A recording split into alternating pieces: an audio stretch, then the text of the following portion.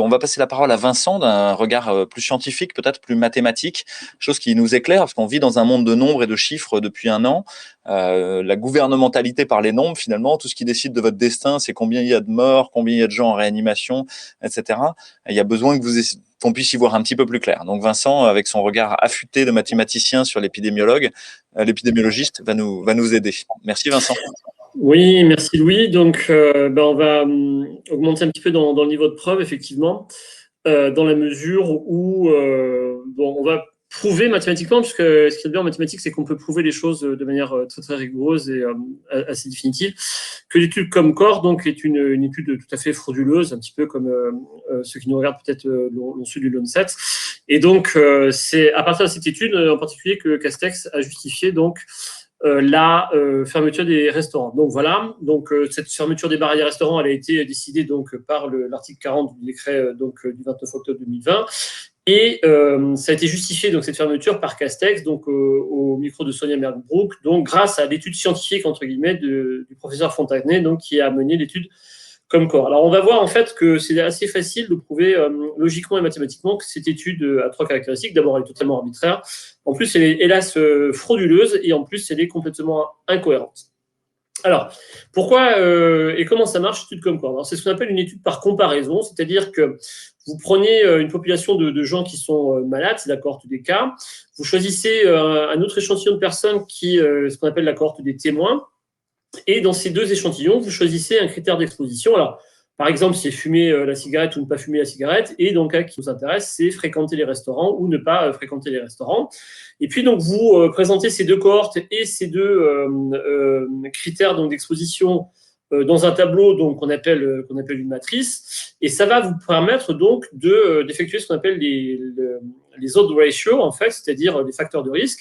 Alors, comment ça marche? Tout simplement, vous faites le ratio donc parmi les malades de ceux, par exemple, qui fument et ceux qui ne fument pas. Vous faites le ratio dans la cohorte des témoins de ceux qui fument et de ceux qui ne fument pas. Et vous faites la division entre ces deux ratios pour les comparer entre eux et en particulier donc pour voir si c'est plus petit ou plus grand que 1. Donc là, typiquement, vous allez faire le rapport donc ici donc de 100 sur 40 que vous divisez par 30 sur 180. Vous formez donc le produit de 100 par 180 que vous divisez par 30 fois 40 et ça vous donne donc un rapport qui est de 15. Et donc, ce calcul vous dit que vous avez 15 fois plus de chances donc d'attraper un cancer quand vous êtes fumeur que quand vous êtes non-fumeur.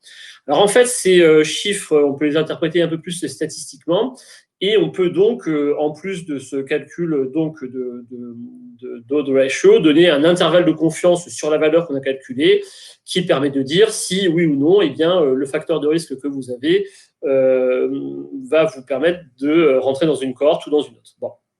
Donc, le principe est le suivant. Donc, vous calculez un odds ratio avec une méthode que vous chargez en général dans une librairie. Vous calculez à partir d'une interprétation statistique de cette odds ratio eh bien, un intervalle de confiance à 95%. Et si le facteur 1 appartient à cet intervalle de confiance, vous dites que vous êtes exposé pour la maladie en question. Si jamais eh bien, 1 n'est pas dedans, vous dites que soit eh bien, effectivement, le facteur est un facteur de risque, soit c'est un facteur de protection. Donc la grande règle, c'est si 1 est dans l'intervalle de confiance, eh bien, il n'y a aucune conclusion à tirer en termes de risque sur le critère que vous voulez tester. Donc ça, c'est le principe, effectivement, de l'étude de Fontanet. C'est comme ça qu'il a fait. Donc, qu'est-ce qui s'est passé? Il s'est passé que dans son étude, donc la CPAM a envoyé environ 30 000 mails à des gens qui sont malades et a récupéré donc 3 426 réponses sur eh bien, des facteurs de risque, par exemple aller au restaurant, aller en discothèque, manger avec des amis, etc., etc. Donc cette cohorte de cas malades a été recrutée par la CPM via des mails. Et puis la cohorte des gens sains qui n'étaient pas malades a été choisie par Ipsos. Et donc, on a choisi 1713 personnes pour eh bien, faire des comparaisons en termes de facteurs de risque entre les gens malades et les pas malades.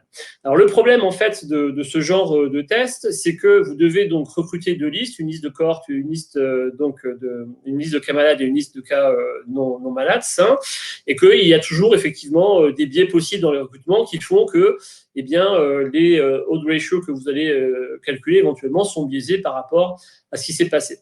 Donc là, dans l'étude Comcore, il y avait deux biais structuraux qui étaient extrêmement importants. Le premier, c'est que effectivement, on a choisi de ne pas tester, donc d'éliminer par principe les facteurs de risque liés aux endroits où les gens habitaient, ce qui était un peu bizarre, puisqu'on sait que effectivement, en France, sur les épidémies, il y a eu par exemple au printemps beaucoup plus de risques quand on était dans l'Est, dans le Nord ou à Paris.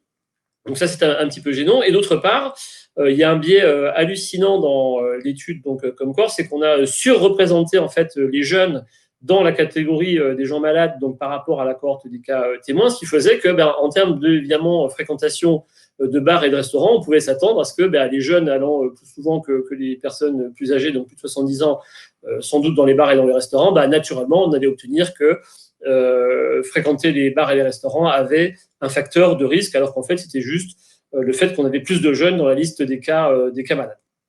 Donc ça, c'est de toute façon, d'une manière générale, quand on fait des études par facteur de risque, il faut bien contrôler en fait les biais qu'on introduit éventuellement entre les cas témoins et les cas malades. Alors, donc, je vous ai donné la visualisation donc, des résultats qui ont été obtenus par l'étude Comcor sur donc, les habitudes de fréquentation des bars et des restaurants, donc entre les gens qui sont malades ici dans la colonne de gauche et les gens qui ne sont pas malades ici dans la colonne de droite. Et donc, à partir donc, des chiffres qu'on a, donc à chaque fois vous avez 4 chiffres que vous mettez dans une matrice, vous pouvez calculer donc les facteurs de risque associés.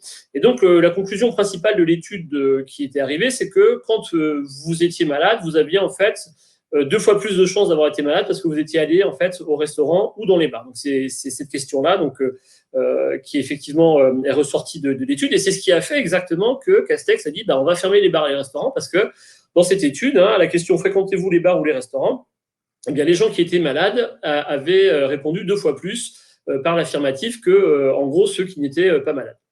Alors donc, il y a effectivement un petit problème dans cette question. On voit, c'est que finalement, on a posé 3 questions ici dans ce sondage, finalement. Donc, une première question, avez-vous fréquenté les bars ou les restaurants?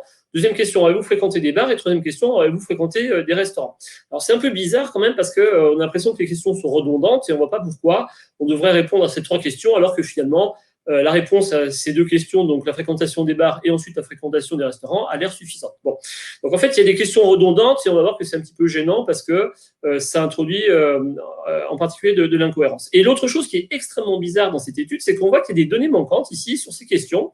Avez-vous fréquenté des bars et avez-vous fréquenté des restaurants? Alors c'est très bizarre parce qu'on ne voit pas pourquoi les gens qui auraient répondu en particulier à la première question, donc celle de la fréquentation des bars ou des restaurants, ne répondraient pas ensuite à la fréquentation des bars, puis à la fréquentation des restaurants. Donc en fait, c'est extrêmement bizarre. Et on va voir en fait que ces données manquantes ont été introduites de manière artificielle, donc aucun doute là-dessus, et c'est ce qu'on va effectivement démontrer. Alors pourquoi? D'abord, en fait, il est tout à fait logique de penser que la question « avez-vous fréquenté des bars ou des restaurants » n'a pas pu être posée. Pourquoi? Tout simplement parce que le sens du mot « ou » est assez ambigu quand on le pose en langage naturel. Alors, est-ce que c'est un « ou » exclusif ou un « ou » inclusif? Exemple, quand vous êtes au restaurant et qu'on vous dit fromage ou dessert, c'est évidemment l'un ou l'autre, mais pas les deux en même temps. Maintenant, si on vous pose la question aimez-vous les fromages ou les desserts, eh bien le ou peut être inclusif, sachant que vous pouvez aimer le fromage, le dessert et les deux en même temps. Donc en fait, en général, quand on fait des sondages, on évite de poser ce genre de connecteur dans les questions parce que évidemment, c'est complètement sémantiquement ambigu et donc il y a des gens qui peuvent comprendre ces questions-là de manière différente et donc la question n'a pas d'intérêt. La deuxième remarque, c'est que cette question, donc, avez-vous fréquenté des bars ou des restaurants, en fait, vous pouvez la reconstruire de manière tout à fait facile. Si vous avez répondu à la question Q2, donc avez-vous fréquenté des bars? Si ensuite vous avez répondu à la question Q3, avez-vous fréquenté des restaurants? Eh bien, vous pouvez de manière extrêmement simple reconstruire la réponse à la question avez-vous fréquenté des bars ou des restaurants? Et donc, du coup, ce qui fait qu'en pratique, on n'a pas à poser la question Q1, mais on pose uniquement la question Q2. Donc, en fait, ce qui se passe, c'est qu'en logique, normalement, on ne peut pas avoir posé la question Q1, on doit l'avoir reconstruite effectivement à partir des connaissances des réponses Q2 et Q3, sauf que dans ce cas-là, eh bien, il ne peut pas y avoir de données manquantes ici à la question Q2 et à la question Q3, sinon on ne peut pas reconstruire la question Q1. Donc du coup, on est obligé de revenir à l'hypothèse que la question Q1 a effectivement été posée, en plus des questions Q2 et Q3. Mais alors là, ça ne va pas non plus. Parce qu'en fait, d'abord, la question Q1 elle est plus compliquée que les deux autres. On ne voit pas pourquoi donc, des personnes qui sauraient répondre à la première question ne sauraient pas répondre aux deux autres. Et si l'on suppose, par exemple, que la question Q2 et Q3 n'ont pas été répondues parce que les gens ont déjà répondu à la question Q1 et qu'ils ne voient pas très bien pourquoi ensuite ils devraient répondre aux questions Q2 et Q3. Autrement dit, il y aurait une confusion dans le questionnaire parce que l'enchaînement des questions a l'air redondant et que les gens n'ont pas envie de répondre. Oui, mais dans ce cas-là, on ne comprend pas pourquoi tous ceux de la cohorte témoin ont répondu exactement aux questions, alors que ceux qui étaient donc dans la cohorte des cas n'ont pas répondu. Et donc la probabilité qu'une telle chose arrive, elle est à peu près de l'ordre de 2 tiers à la puissance 232, c'est-à-dire que c'est totalement impossible. Donc même si on suppose qu'on a posé la question Q1 en plus des questions Q2 et Q3, eh bien on voit que statistiquement, le taux de non-réponse qui est donné donc dans les deux cohortes fait que, eh bien, statistiquement, un tel événement, c'est tout à fait impossible. Donc en fait, le taux de non-réponse, il a été effectivement introduit de manière complètement artificielle. C'est pas possible que ça ait pu être quelque chose d'honnête. Soit qu'on a reconstruit la question Q1 à partir de Q2 et Q3, soit qu'on a effectivement posé la question Q1 en plus de la question Q2 ou Q3. Il y a des choses qui sont rigoureusement impossibles du point de vue mathématique. Alors pourquoi en fait on a tenté manifestement d'introduire des non-réponses de manière artificielle? À quoi ça sert? Eh bien, vous allez voir, ça sert à essayer de cacher l'incohérence majeure qu'il y avait dans l'étude et qui était en fait la suivante. Alors, si vous avez de manière honnête la réponse à vos questions, j'ai fréquenté les bars ou les restaurants, j'ai fréquenté les bars et j'ai fréquenté les restaurants, vous pouvez reconstruire de manière tout à fait mathématique et logique la réponse à la question, avez-vous fréquenté les bars et les restaurants? En effet, pour cela, il suffit juste d'utiliser la formule qu'on appelle le cardinal, qui dit que le cardinal de la réunion, c'est la somme des cardinaux moins le cardinal de l'intersection. Ou, dit autrement, le cardinal de l'intersection, c'est la somme des cardinaux moins le cardinal de la réunion, avec A, donc c'est l'ensemble des personnes qui fréquentent les bars, B, l'ensemble des personnes qui fréquentent les restaurants, A union B, celles qui fréquentent les bars ou les restaurants, A inter B, celles qui fréquentent les bars et les restaurants. Et donc, l'idée de reconstruire ce truc-là à partir des questions Q1 et Q3, c'est de, du coup, tester le facteur de risque associé à la question « Avez-vous fréquenté les bars et les restaurants ?» Alors, en fait, on va voir que ce qui nous empêche de reconstruire a priori eh bien, le cardinal de l'intersection, c'est ces données manquantes ici qui nous empêchent de faire proprement le calcul donc, de la formule du cardinal. Alors en fait, comme je vous l'ai dit tout à l'heure, il est impossible que des gens qui aient répondu à la question ici Q1 n'aient pas répondu effectivement à la question Q2 et à la question Q3.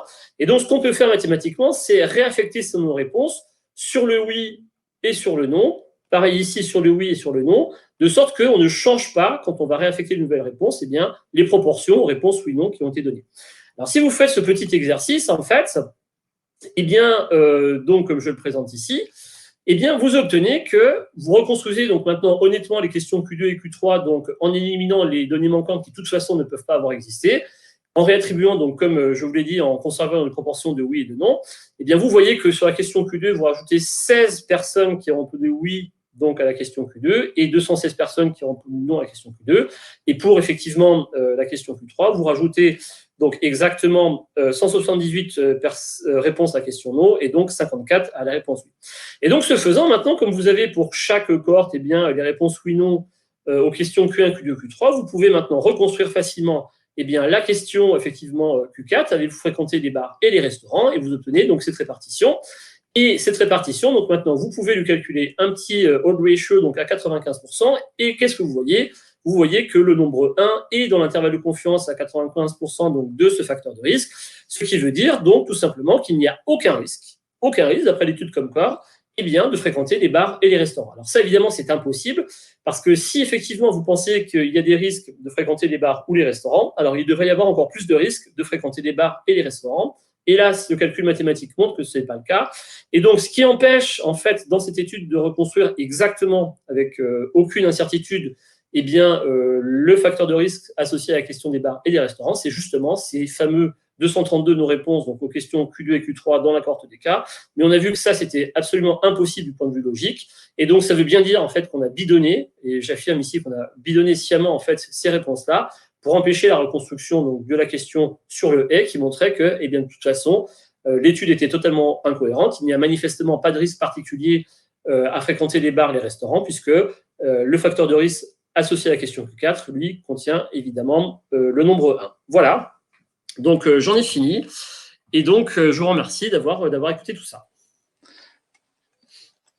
Merci beaucoup Vincent, j'espère que le public est sensible au caractère jubilatoire de cette présentation, parce qu'il y a quelque chose d'extrêmement savoureux à démonter finalement cette histoire de bar et de restaurant. Cette étude Comscore a été faite par Jérôme Fontanet, c'est bien ça Vincent? Arnaud Fontanet, oui. Arnaud Fontanet, pardon. Arnaud Fontanet, donc membre du conseil scientifique. Membre du conseil scientifique national. Oui. Pas du national. conseil scientifique indépendant, hein, mais du Pas conseil du conseil scientifique. scientifique, non, il n'aurait jamais sa place dans le conseil scientifique. Serait-il possible, on pourrait poser cette question, qu'un membre du conseil scientifique ait commis une étude frauduleuse? Je vous laisse la question en suspens et je laisse les gens re-regarder cette présentation fascinante que tu nous as fait, parce que vraiment, je crois qu'il faut la goûter dans toute sa saveur, surtout les restaurateurs et les tenanciers de bars qui pourront la méditer longuement sur à quoi tiennent nos libertés. Le diable est dans les détails, hein. À quoi tiennent nos libertés?